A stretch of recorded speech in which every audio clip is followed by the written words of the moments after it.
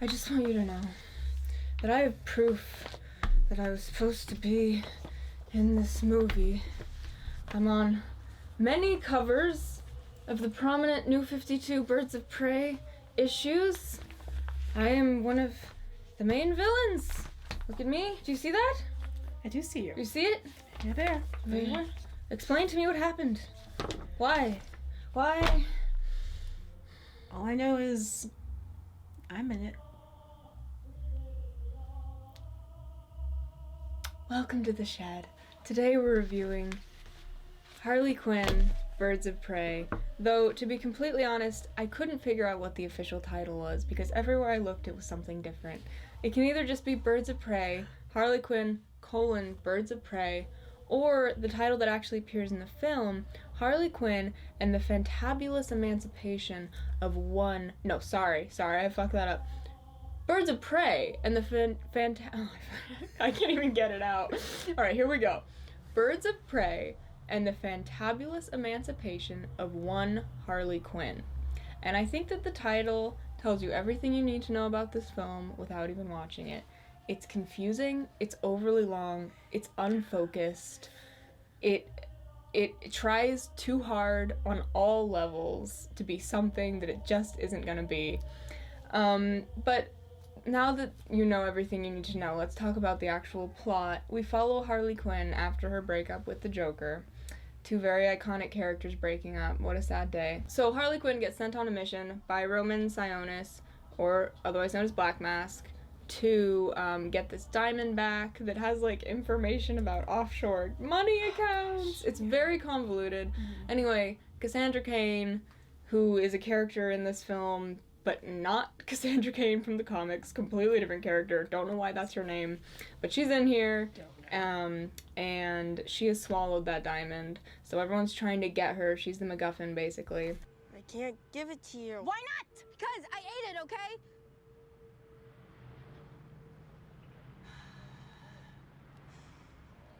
And Harley Quinn no longer has the protection of the Joker, so she has to do everything on her own, which she doesn't seem to have any issue doing, because she's some kind of kung fu, wrestling, weapons expert. She just knows, despite going to medical school, I don't know when she learned all this, but she does these, I guess she's been with the Joker for a while, and she's learned these things as a villain. Yeah.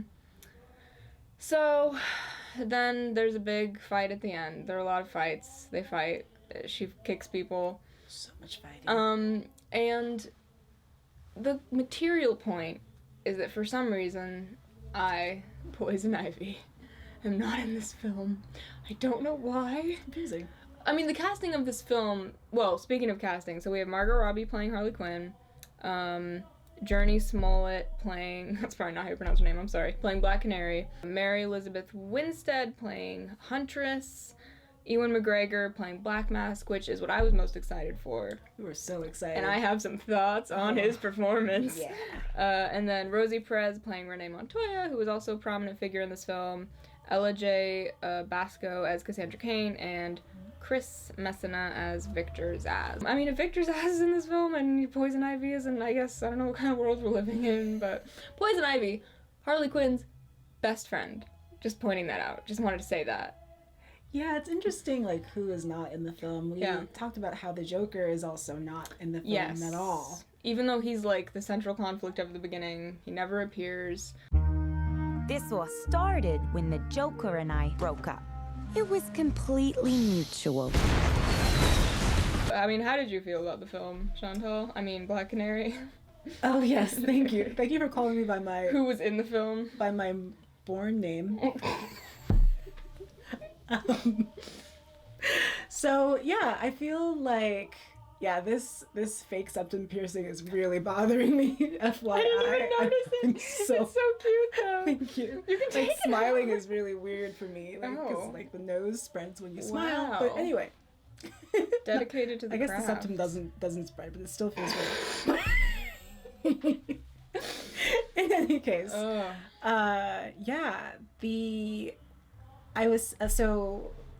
Poison Ivy and I watched it last night, and I told her that if she was not here, and I watched this film by myself, I probably would not have continued watching it past maybe the 20-minute mark.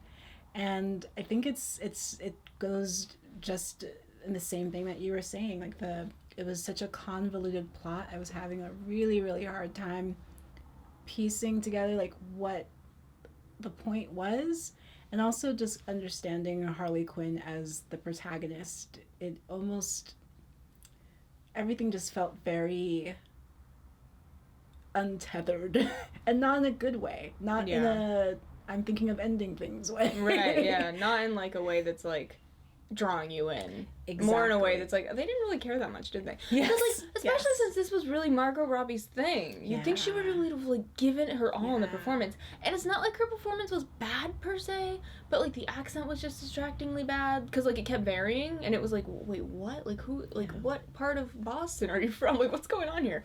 And then the voiceover was just, it's one of those films where for some reason they just have the actors just voice over every little thing that's happening, and it's like, I can literally see that that's happening. Why are you doing voiceover? And they did weird things with time where they were like, oh, let's rewind. And it was like, why? Why don't you just show us what we need to... for that. Yeah, it was so...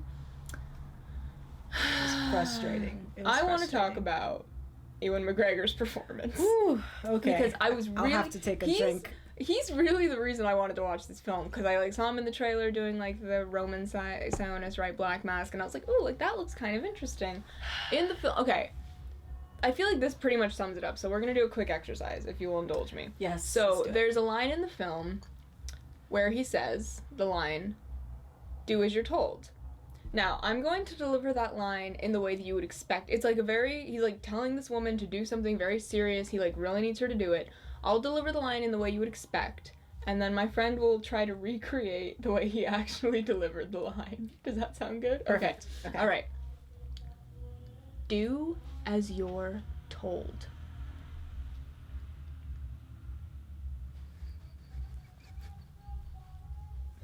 I'm thinking about the best way to do it. Make sure you throw up your arms. Yes.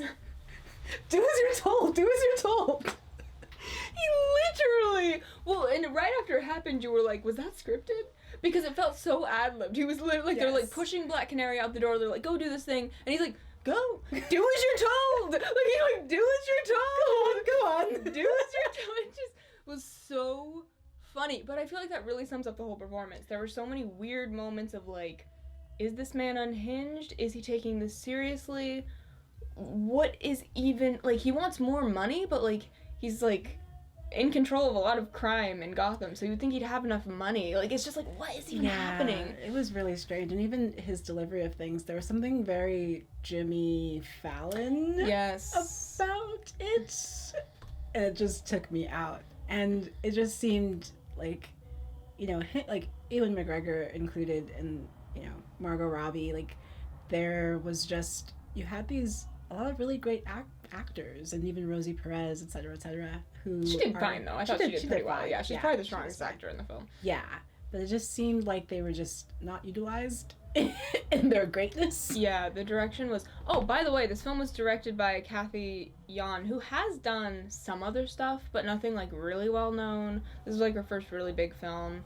So I think maybe like she just wasn't used to the scale, maybe, of like so many different scenes, so many different characters, keeping track of what their through line is, keeping track of what kind of characterization they have, which is obviously partly the actor's job, but it's also very much the director's job. Yes. So if she wasn't doing that for them, because like at the beginning of every scene, you got to be like, okay, here's where you are, here's your headspace, here's what just happened. Again, partly the actor's job, so like they're not totally let off the hook, but it was a lot. There was a lot for them to remember. Like the through line's just insane. So I don't. Yeah. But the direction felt kind of all over the place. And I guess we can talk about the writing. The writer of the film. The writer is Christina Hodson. She also wrote Bumblebee, if you saw that. Which I liked. didn't. Yeah, everyone liked that. Yeah. But she wrote this. Super cute. So. You killed my sandwich! I think also, I feel like there's something about superhero films where there is something where there's this sort of like built up introduction of the well-known superheroes or the villains, And I did not feel that hype up happen for anyone in the film. No. And that was pretty, that was rough. It was interesting, yeah. Well, because, I mean, this is a direct sequel to Suicide Squad. So maybe they were trying to, like, not make some of the same mistakes. Because Suicide Squad is basically a profile on all these characters, and that's basically it. They call me Huntress. Even the formation of the Birds of Prey didn't happen until maybe 30 minutes toward the end of the film. I mean, everyone's commented on this, how, like, it's not a Birds of Prey movie, it's a Harley Quinn film. Yeah. And for some reason they were just like, and then there's a team formation at the very end, and, like, some really cringy, like, feminist, like, oh, girls team, girl team, girl gang, right? Anyone want to get tacos? Actual line. And you're just like, what happened? What the hell is up with this bow and arrow stick? It's not a fucking bow and arrow, it's a crossbow. I'm not 12. I love this chick. She's got rage issues. I don't have rage issues! Also with Harley Quinn and where her compassion, like, is, or where it lies, it just got really weird. And then there was a point where things were supposed to be super sentimental, where her, like, headquarters gets compromised and she loses her hyena pet, and her confidant, who is this, like, I guess this Asian man who runs a restaurant, sells her out, and they have this, like, exchange of, like, Harley Quinn's like, why'd you do it? And he's just like, I need a new restaurant. Like, it was, he's like, I have enough money to start a new restaurant. Okay, there were two moments that got belly laughs from both of us. It was the Ewan McGregor, do as you're told, and this guy being like, sorry, Harley, I had to do it. Like, now I have enough money to go start a new restaurant. And it's like, you already had a restaurant. Like, why? Like, you have enough money to start a new restaurant, not to, like, retire for life, not to, like, buy your own island. No, I have enough money to start another restaurant. Like, that was his, and it's, I mean, it felt like it was supposed to be, like, you can't count on men no matter what, because they had kind of, like, a father-daughter relationship going on, and then he betrays her. Okay. But it was just so, like, why is he even hanging out here? Like, why is he still here? Why isn't he left? It was really strange. Oh my gosh. A weird betrayal in and of itself, and a weird, like, even for Harley Quinn to be like, oh, I'm just so sad you did this. Yeah. And we're gonna talk about it. Like, it was very, And he happens to be the only person who actually cares about me. I do? Yes, you do. Very, I very thought strange. Bruce, her hyena, was going to play a much bigger part in the film, but it became apparent very soon that they did not have that budget. Because, I mean, he's animated, so it's not like... But yeah, like, because he's, like, in one shot, and then he dies, and she's like, whatever, and then he shows up at the end again for no reason. And it's like, what? Like, he was just wandering around Gotham. He survived that explosion, and you're like, okay? What? I mean, there's just so many things that are like, why did no one read this script and go, hey, we should rework that? Like, but also that part with the restaurant thing, I was like, is that supposed to be funny? Wait, which part? The part where He's like, I have enough money for a new restaurant. Yeah. Was that supposed to be funny? Because it was so funny. It was extremely funny, but I don't think it was supposed to be. I think it was supposed to be this moment of, like, maybe the all is lost moment for Harley. Yeah. And it didn't really work. Yeah. Ewan McGregor wears some great clothes, though. The clothes he has, like, were, a velvet jacket. Ooh, the velvet green jacket was my jam. It was so nice. We didn't like the soundtrack. Oh, the soundtrack. The swells of, like, certain parts, and it was a little dizzying. Like, I know when you're thinking about the Joker and Harley Quinn and things are super colorful and everything, but I almost feel like it was so forced. Yeah. It was very, like, poppy. It was very, like, this is what movies do now, so, like, we're doing it. Like, there's a pop song here, pop song here, and then, gosh. Yeah, and the set design, it's interesting because I think about, like, the Tim Burton Batman installments, and the sets were extremely, like, carnival-esque. Yeah. But there was something about it that felt tied together, and I think with Harley Quinn it should have, you know, given who she is and everything. It just wasn't working. I think there's only one time where, like, the set pieces and the fighting and everything really felt connected, and that was when she was fighting the cops and then she picked up the bat. Yeah. And then it was like, oh, okay, here we are. And it felt right. But every other fight scene just... She wasn't fighting the cops, though. She was fighting Roman's bounty hunter men. My bad. In the precinct, though. Like, that's why you thought it was the cops. Yeah, that was But confusing. for some reason, the cops are nowhere to be found. And you're like, what is happening? And you literally see Montoya realize that Harley's there. She's like, oh, no, I gotta do something. And then there's, like, a 10-minute fight scene of Harley in the precinct fighting these other random people. Yeah. Montoya nowhere to be seen. It's like, what is happening? Yeah. Like, what is the Super through line? strange. It's so weird. And even the selection of like gore versus cartoon was weird. Like it was so inconsistent. So when the really gory moments did happen, it was exceptionally cringy on many levels. Because it was, for one, it was like, but why? And then two, it just felt so inconsistent, and it was hard to be prepared for, like, I guess even the rules of the world per se, because even you were saying before, like with Harley Quinn getting like knocked around like all over the place, but then Black Mask gets totally decapitated, blown up. Yeah, and so yeah, she literally, like, at first it's kind of like, okay, she's taking some punches. I guess she could survive that fine.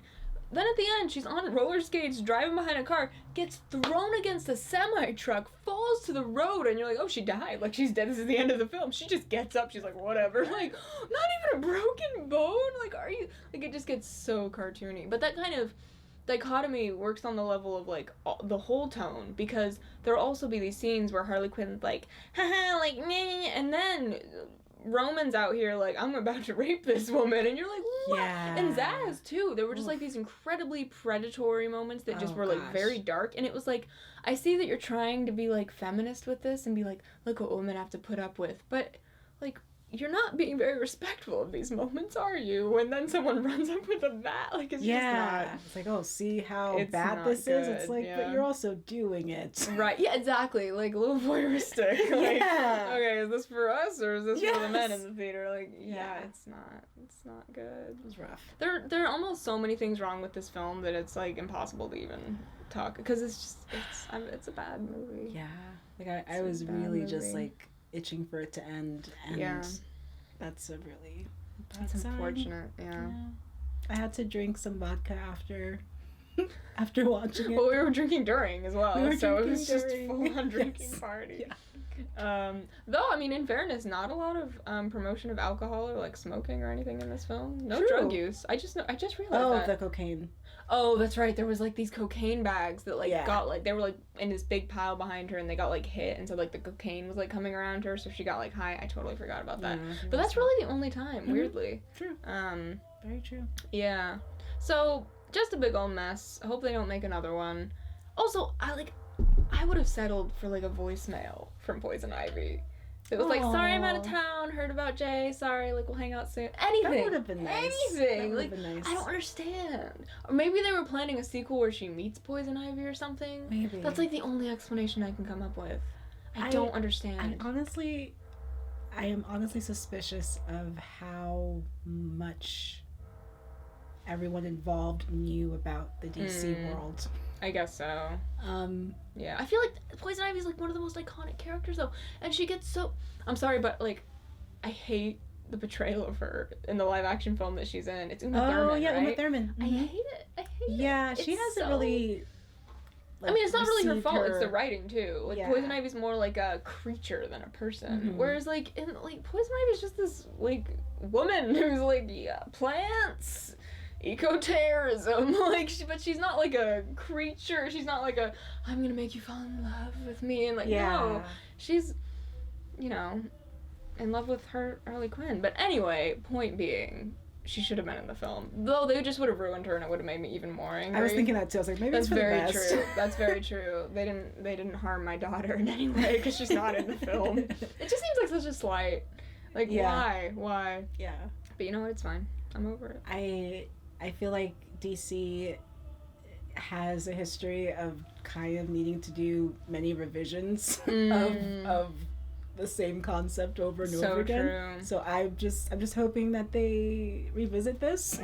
Think about where they've gone. I totally appreciate Margot Robbie like taking on like, producing this and really like advocating for this film and starring in it like that. It's super commendable.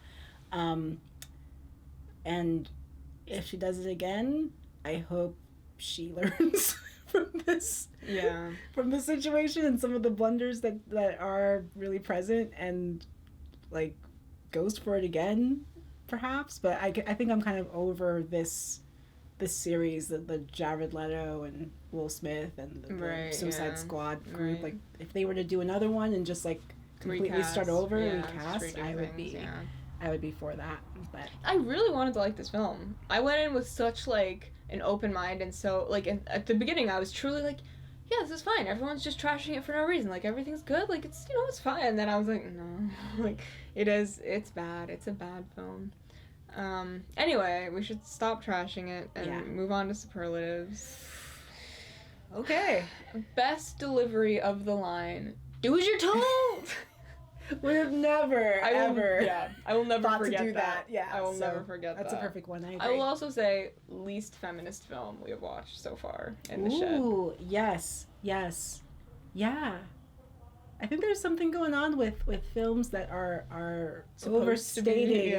Like this is supposed to be a feminist film, and then we're like, but it ain't. But it ain't. But it just makes everyone think women are the worst, though. Yes. Yeah. Kind of basic. I think the I feel so bad. Do it. Do it. I think worst portrayal of an anti-hero / villain. I'm sure there are some that are really bad, but like I haven't seen that many, to be honest. And this was a bad one. Yeah. But and it was also just the writing, because there was just nothing. Like, what was her arc was getting over the Joker.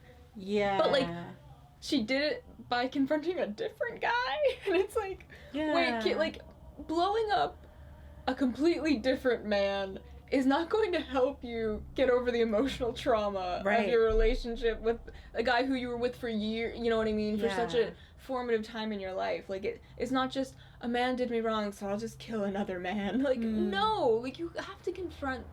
Anyway. Yeah, and it's not revisited at the end either. No. We don't really know what her closure is. She's just taken on Cassandra Cain as an apprentice, which, like, what? Like, what? Bizarre. I guess I just have to get over it. Like, they're just completely remaking that character. That's fine. But, yeah. I will say, as a quick note in defense, I really thought that, Cassandra Cain helping in these little subtle ways, helping Harley Quinn was kind of cute. Yeah, she's a good actress. Yeah, she I did liked a really her. good job. Yeah, no, that's the sad thing. I actually really liked her character. I wish she were in a better film. Yeah. Yeah. She was, And I just wish she weren't just, like, why is she Cassandra Cain? Yes. Like, yes. It's very weird. Mm-hmm. I mean, the only thing I can think of is they had plans for that character to become Batgirl. Like, as a dramatic twist later on. Because then her like, relationship with Harley would be really interesting and, like, fraught.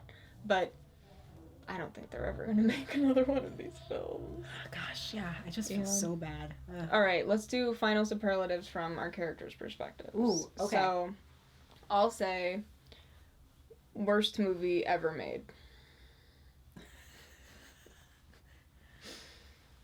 I would say a very, very high effort of women empowerment. They certainly tried. Best effort. The best effort certificate. You tried. You tried. Yeah.